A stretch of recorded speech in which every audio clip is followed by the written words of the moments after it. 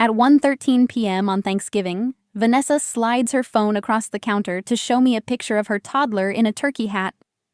The kitchen smells like sage and heat. The oven door sighs open and shut in the rhythm of people who mistake busyness for love. My finger zooms the photo. A notification banners across the top before I can blink. We love you. Mom. Remember, don't bring up Alex's transfer. It sets her off. Aunt Deb. And keep the we love you chat off the table. Last time she got weird about the sisters' thread. The banner fades like a fish slipping back under. I stare at my reflection in the black phone. Just my eyes, and the room stretched across glass. My name inside a message I never saw. My family's affection nested in quotation marks where a person should be. Cute, right? Vanessa says, oblivious. He wouldn't wear it for church, so... What's we love you? I ask. I keep my voice even because I have learned that my steadiness is treated like aggression, and my aggression is treated like proof. Vanessa blinks. Huh? The chat that just popped. We love you. Who's in it? She tries to laugh, but the sound hits the edge of the bowl she's whisking. Oh, that! It's like logistics. Don't worry about it. Who's in it? I repeat, slicing the room into simple. She lists Mom, Aunt Deb, Dad, Tyler, Grandma, sort of, through Mom's phone, cousins. Everyone, she says finally, and only then hears what she said. Everyone. Their code for everyone but you. And not me, I say. It's just easier, she backpedals, cheeks flushing. You can be intense in texts, and we didn't want to, stress you. Stress me, their code for be accountable to you. Somewhere behind us, the football game crows and the living room says, first down, like scripture. In front of us, the gravy pan hisses. I place Vanessa's phone back on the counter, screen down like evidence I'm not taking. The turkey hat baby on the lock screen peeks up from under a text bubble that reads, bring the rolls. Mom breezes in with the cranberry sauce, seeing me before she sees my face. She kisses my cheek, leaves a sugar print. Hi, sweetheart. Go say hello to Grandma before she nods off. What's we love you? I ask. Something flickers behind her eyes, then smooths into the smile that holds our house together. The women's chat, she says. And Tyler. It's how we keep plans moving. Don't be sensitive. Sensitive, their code for, we did something you're not allowed to mind. You named it, we love you. Without me in it. It was a surprise, she says quickly. We planned a brunch you missed because of work, remember? So we kept the name. It's silly. You talk about me in it, I say. Right now. She laughs, a practiced, expensive laugh. Don't be dramatic.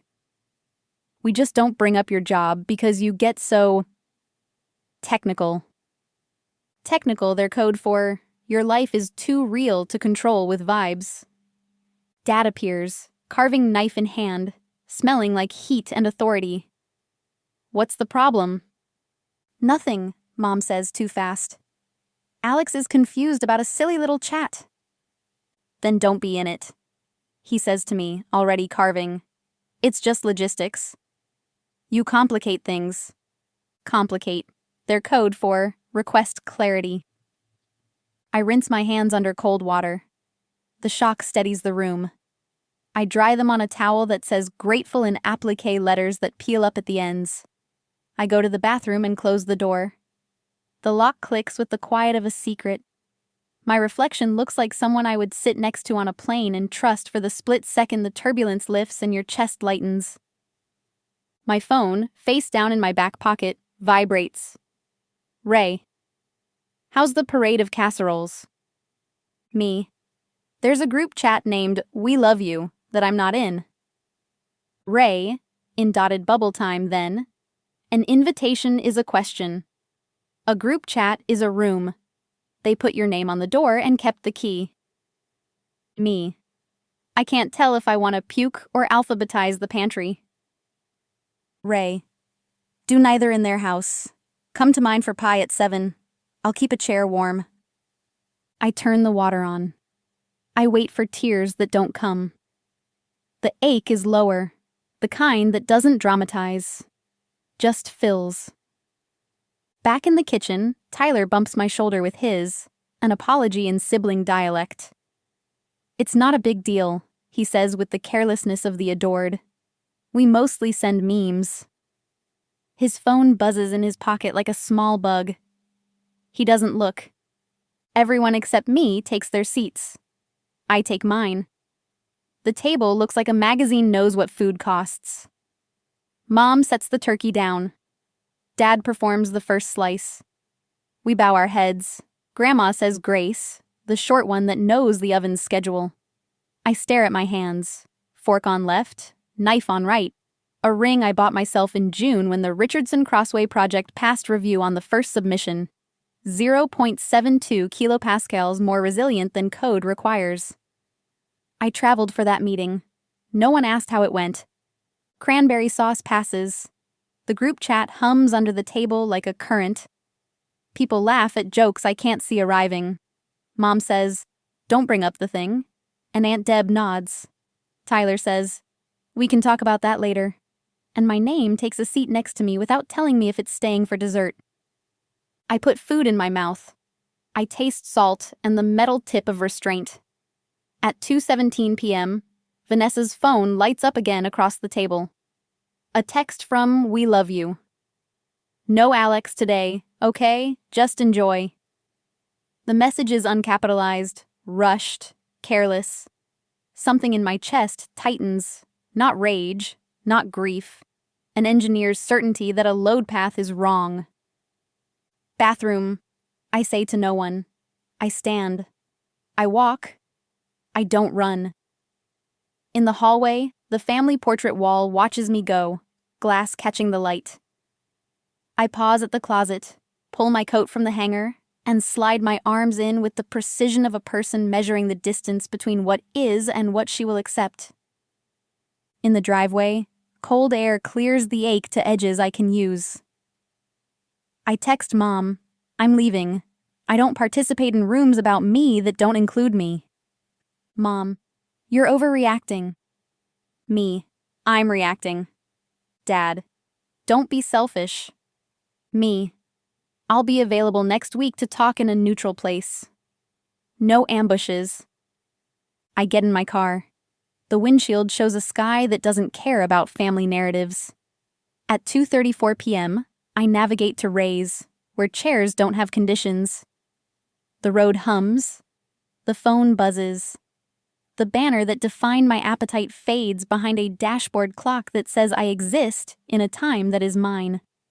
Ray opens the door in socks and a sweatshirt, the good kind with a hole at the cuff. Her kitchen smells like cinnamon and a pie that decided to be beautiful without showing off. She takes my coat. She hands me a glass of water and a towel in case my hands want something to do. We don't talk for 6 minutes, which is its own language. When we do, she says the line she saves for when the floor tilts. Paper keeps what pressure pretends to forget. What? Letterpress class. Starts Tuesday. I signed up last week. Come with me. If you can't see your way forward, print it. Printing as therapy? Printing as receipts, she says, and grins. You're built for kerning. I laugh. It's small and true. It sits in the room without asking permission. I say yes. The print shop at the Community Art Center smells like oil and ancient certainty. Metal-type files sit in flat drawers, their labels worn by an alphabet of hands. Caslon 12 point, Garamond 18 point, Futura 24 point. The presses are heavy, older than any of our arguments, green enamel chipped to primer in places that tell a story of insistence. June, the instructor, is a woman in dark overalls with ink under her nails and a laugh that sounds like a platen closing. Welcome to Letterpress 101, she says. Lesson 1. Ink remembers. Lesson 2. Pressure is measured. Hold the line. Don't brute force it. You want even impression, not bruised paper. We learn to set type in a composing stick. Letter by letter, backward, a puzzle that becomes a sentence by trust. The first phrase I set is no ambushes because my hands want a line that fits a torch and a flower. June walks by, glances down. Nice. Mind your leading, she says, sliding a hair-thin strip of brass between lines. Air is part of the design. Ray sets an invitation is a question and laughs when the cue keeps flipping itself. It wants to be a bee so badly, she says, and reads the lesson in it. We lock our forms into chases with coins that tighten in small clicks. We ink the rollers with a skim of blue-black that looks like yes before it becomes words. We pull proofs on scrap until the impression sits, neither too hard nor too soft. June's voice floats over the clink of type and the thump of the press. Pressure, then release. Repeat. Breath for paper. I print 6 cards, no ambushes. Ask, don't assign. Kindness is not consent. Love plus respect equals family. We means all. If you talk about me, include me.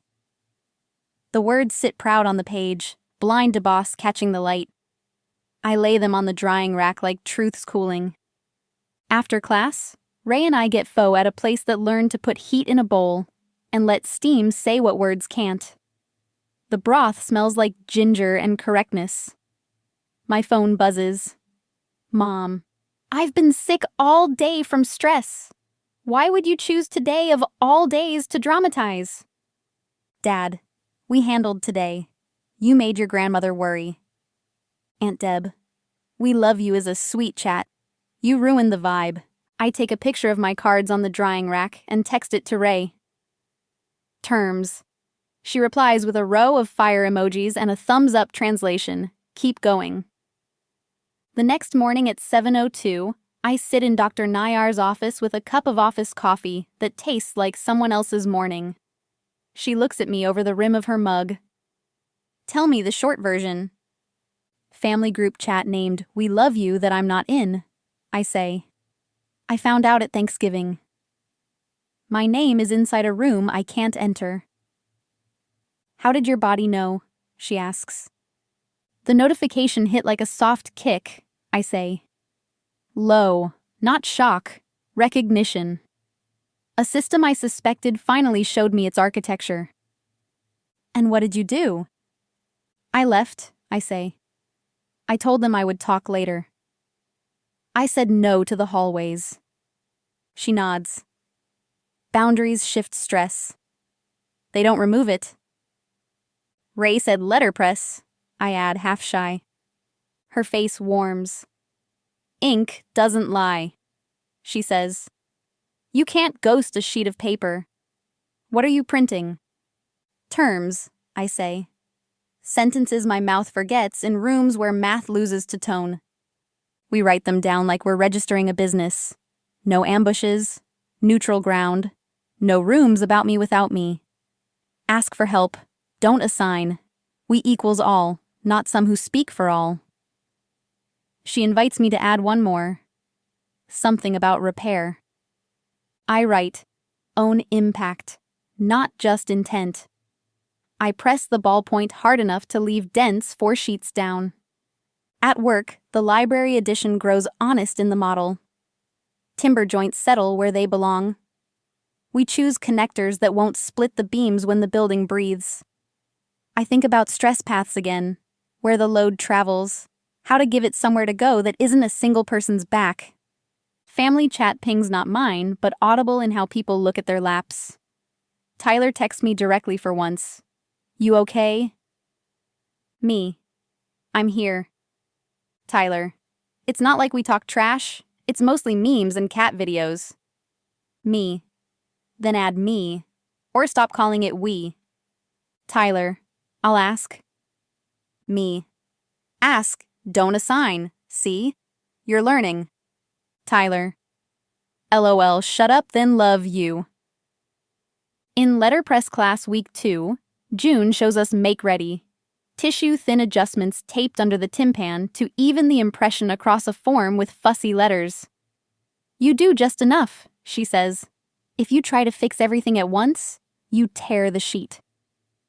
That night, I make a small broadside on creamstock. Title: Terms for any room with my name. 6 lines, 2 words each, printed in Caslon because it looks like a courthouse that learned to dance. I print 12 and put 1 on my fridge, 1 in my work bag, 1 in an envelope marked Gino's. On Friday, I reserve the back room at Gino's. Neutral ground, checkered tablecloths loud enough to cover small silences. I text the family. Sunday, 2 p.m. Adults. Neutral ground. One of my witnesses will attend. No ambushes. Mom. Witness? Like court? Me. Witness like boundary. Dad. We'll do it here. Me. Neutral ground or not at all. Aunt Deb. You're making drama. Me. I'm making a table. Tyler. I'll come. Saturday morning, I go to the print shop alone. June lets me in because she knows the shape of my urgency. She watches me set WE equals ALL again, slower, making a tiny shim under the equals sign so it prints even. Good, she says, and taps the chase with the back of her knuckle. Don't force. Fit. On my way home, I stop at the bodega. Mr. Rivas arranges clementines into a careful pyramid. He looks up, reads me the way he reads weather. You brought your own bags today, he notes, a compliment in his vocabulary. That means you decided something. I decided something, I repeat. Wish me luck. Luck is for gamblers, he says. You're doing math. He tucks an extra clementine in my bag. For sweetness. Sunday, I arrive at Gino's at 1:55. Ray's already there with a Coke and the face she uses when she plans to say exactly 2 sentences and no more. I put the broadside on the table. I put a blank piece of paper beside it and a pen because specifics like pens. At 2:04, Mom and Dad arrive with faces like they've practiced not being defensive in the car and wore the wrong shoes for it. Aunt Deb comes at 2:10 with a look that says she's rescuing a fire she started. Tyler arrives breathless, hair flattened by a hat, apology in the bow of his shoulders. Thanks for coming, I say. Ground rules, no outnumbering. I talk, you listen, then you talk. If voices rise, we reschedule. Dad leans back. We're not in court. We're in a room with a table where we don't own the chairs, I say. It helps. I slide the broadside across the table. Ray sets her phone down beside it. Screen dark, presence clear. This is what happened, I say. There is a group chat called We Love You that I'm not in. Messages inside it discuss me. I found out at Thanksgiving when Vanessa's phone lit up with a banner asking everyone not to bring up my transfer and to keep the chat off the table. I left. That is the short version. Mom's eyes shine. Her hands pleat a napkin she will pull from her purse in 3 other rooms this year. We weren't excluding you, she starts. It began as a surprise brunch. Then you should have deleted it when the brunch was over, I say. Or changed the name to what it is. Family minus Alex. The title is not cute. It's a lie printed in 18 point across the top of a room. Aunt Deb bristles. Don't be ungrateful. That chat organized 50 meals after your wisdom teeth. It got Tyler to the DMV. It got the gutter guy. It's how we love. Love without respect isn't love, I say. It's possession. If you want a logistics chat, fine. Name it logistics. If you want a chat where I'm discussed, add me. If you want a chat where you can vent about me without me, that's allowed. You're adults. But don't title it the thing you withhold. Dad leans forward. You could have brought this up at the table yesterday. That would have been an ambush, I say, and tap the first line of my broadside. No ambushes. Neutral ground. Tyler clears his throat. We do send memes, he offers. Small olive branch from a kid who learned to bring ice to parties and call it contribution. It's not, like, evil. I know, I say, compassion without rescue. And if one of those memes is about me, then send it to me. Let me be a person, not a topic. Mom looks at the paper. She reads each line. She doesn't cry. She doesn't perform. For once, she thinks. What do you want? She asks. 3 things. I slide a second sheet, the contract, across with 3 bullets. No rooms named for love that exclude the person named. No talking about me in any room without me. Logistics about me go in a thread I'm in. Venting without me stays outside any title that claims me. If you mess up, own impact. Delete the thread. Make a new one with a name that fits. Don't ask me to comfort you about my absence. Aunt Deb squints. What if we're planning a real surprise? Then you make a temporary chat, I say. You call it Surprise for Alex. You print a date, and you delete it when the cake is cut. You don't keep it around to convenience yourselves. Legalistic, Dad mutters, but not with heat. The old paste of the word doesn't stick like it used to. Specific, Ray says gently. She's not suing you. She's building rails. Mom exhales something that isn't surrender but isn't a fight. Okay, she says, surprising all of us. We'll delete it. We'll make 2. Logistics and venting. We'll keep your name off both. That works, I say. Name things what they are. Admit what you want them to be. Don't put my name on a table I don't get to sit at. Dad flips the broadside over as if it contains a trick. You made this? I printed it, I say. Set tight by hand. Pressure, not force. He looks at my hands like they've learned a new trade. Of course, he says, and it's not the dismissal I expected. It's the nudge of a man who recognizes craft, even if he doesn't understand it. Aunt Deb takes a picture of the broadside like she intends to be mad later with precision. So we're not allowed to have a we love you chat? You're allowed to have whatever you admit to, I say. You can have we love talking about Alex without her. Just don't gaslight me with the title. Love doesn't hide that it removes you. It says so and lets you decide if you want to walk into that room. Gino brings garlic knots because he is a benevolent god and knows carbs hold people in chairs. We eat in quiet. The table breathes.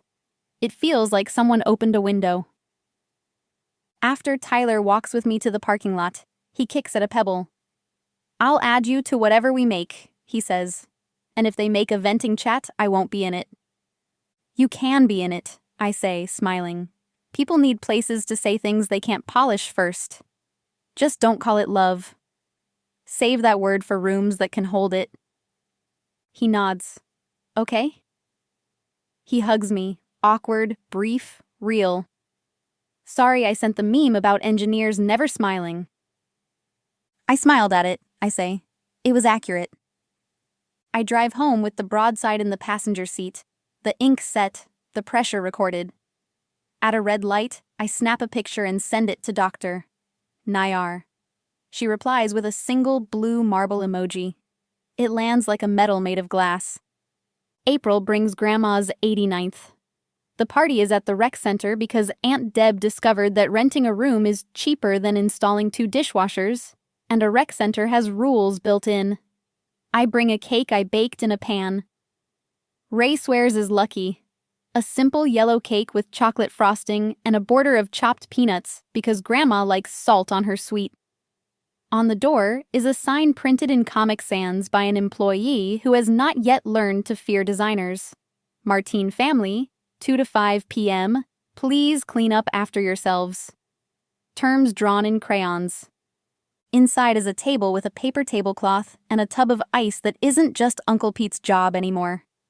There is a sign-up taped to a pillar, Aunt Deb's handwriting again, spiky, precise, setup, Pete plus Dad, food, Mom plus Vanessa, drinks, Tyler plus me. Cleanup, everybody with 2 hands. Underneath, someone wrote, "We equals all" with a Sharpie and a smiley face. I don't ask who. I decide the room wrote it. Grandma sits in a folding chair, eyes bright, lipstick slightly outside the lines. She pats my hand. "Are we good?" she asks, hand twitching toward my face like she wants to fix a hair. "We're better," I say. "We're trying." "Trying is a verb," she says. "Nouns don't move furniture." We sing. We eat. Tyler brings cans of seltzer cold enough to crack a tooth. Mom asks me about my project and listens to the whole answer without flinching when I say lateral loads.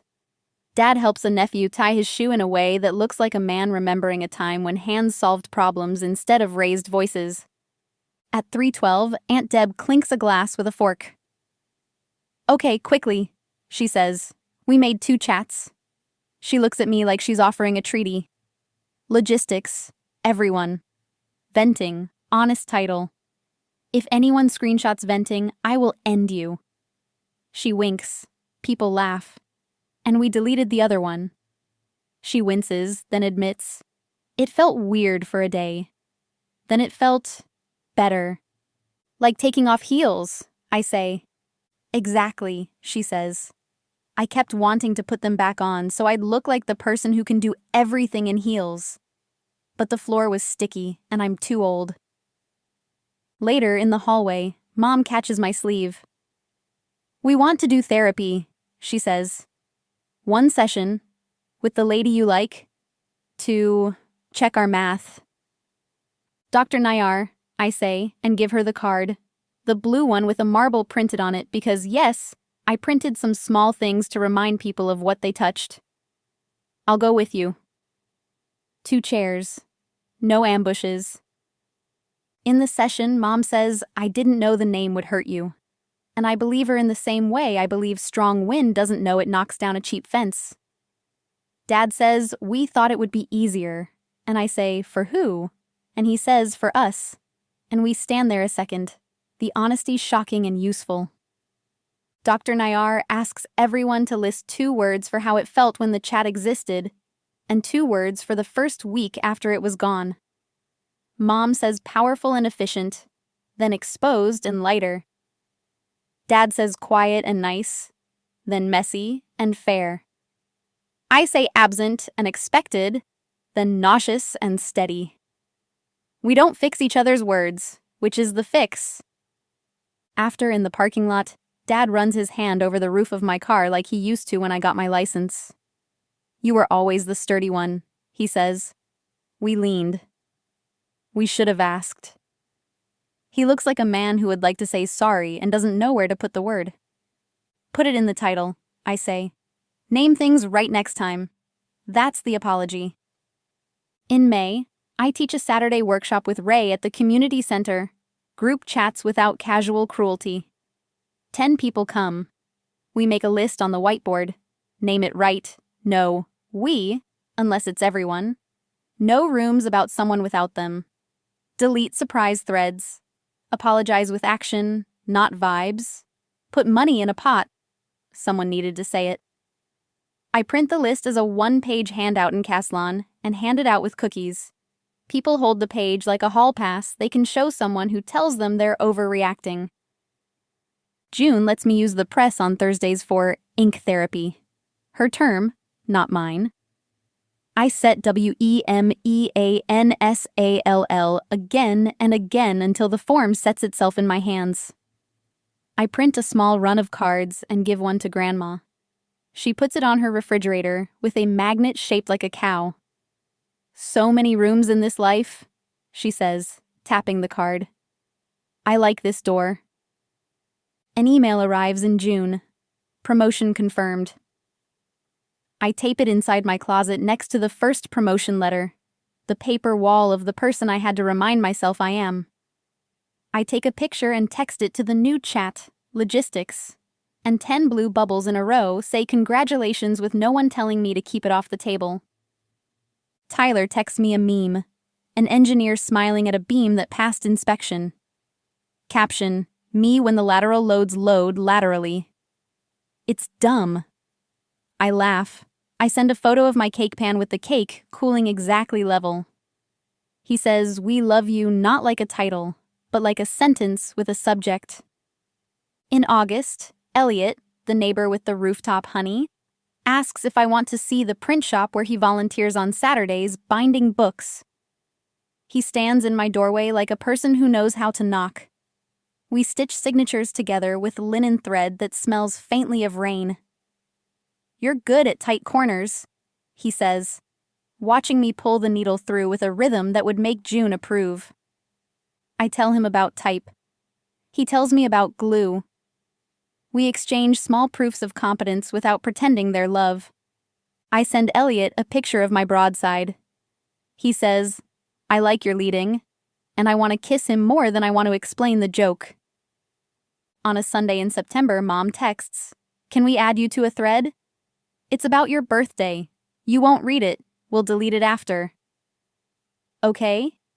I think about power and titles and the difference between about and for. Me. Okay. Temporary. Delete on the 14th. She replies with a screenshot of a calendar reminder. Delete surprise thread on the 14th, 9 a.m.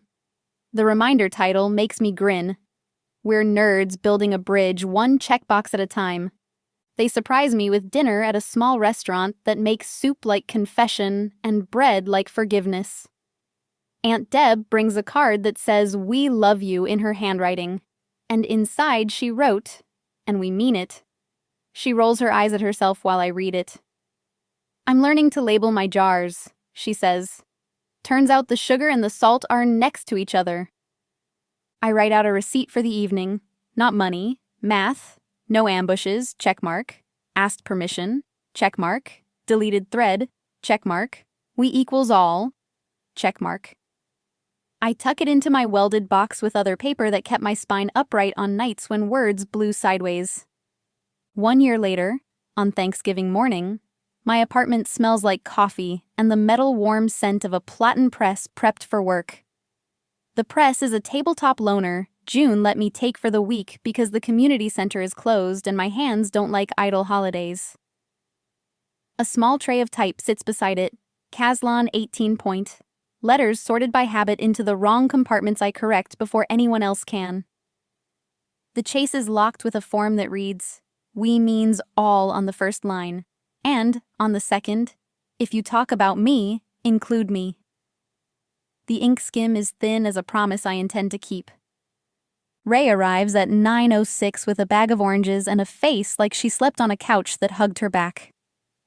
"Press me," she says, and I hand her the handle. She pulls a print. The paper exhales. "God, that sound," she says reverently. Paper agreeing. At 10:32, Grandma arrives. She sits in my best chair, the one with the good arms, and watches like I'm show and telling something important to the grown-ups. She holds a fresh print. "This is heavy," she says, stroking the impression. I like when words don't float off the page. Mom texts at 11:10. "Thankful for you. Logistics at Deb's start at 1. Bring whatever you said you would. Love you." She doesn't say we. She says I. I bring rolls I baked last night and a stack of small printed cards tied with twine. On the way, I stop at Mr. Rivas's. He's building a mountain of tangerines again, with the concentration of a man who knows that how you stack things matters. "How's the printing?" he asks, bagging my milk. "Less bruising," I say. He nods. "Good." Paper remembers. At 1:05, Aunt Deb's house smells like 5 families' efforts and not one woman's martyrdom. There's a sign up on the fridge, not Comic Sans, but still earnest, and a tub for phones near the door with a sign. "Phones go here for the hour. Rooms are in this room." I like it more than I dislike it. People drop their phones in like kids putting treasures in a basket for circle time. The table is set, not fancy, functional, with spoons enough for soup and patience enough to pass things twice. I put my printed stack by the napkins without ceremony. Tyler lifts one, reads, grins. "You're so extra," he says, then slips it in his pocket like a permission slip he plans to keep. We eat. We tell small stories without setting off alarms in ice buckets. Dad asks Elliot about his bees. Elliot answers in sentences that invite real questions. Mom doesn't flinch when I say moment frames. Aunt Deb says, "Cleanup crew at 3, and 3 people stand without being saints about it." It feels like a room with a load path not just through one person's spine. At 2:47, Grandma tells a story about a Thanksgiving that ran out of plates, and somebody used the good cookie sheets, and no one cried. "Our mothers," she says, "didn't have chats. They had porches. I like your chats better now that they know their names." After pie, people wander to the living room. I step into the hall and look at the phone tub. It's full of rectangles that make rooms inside rooms. Quiet for once.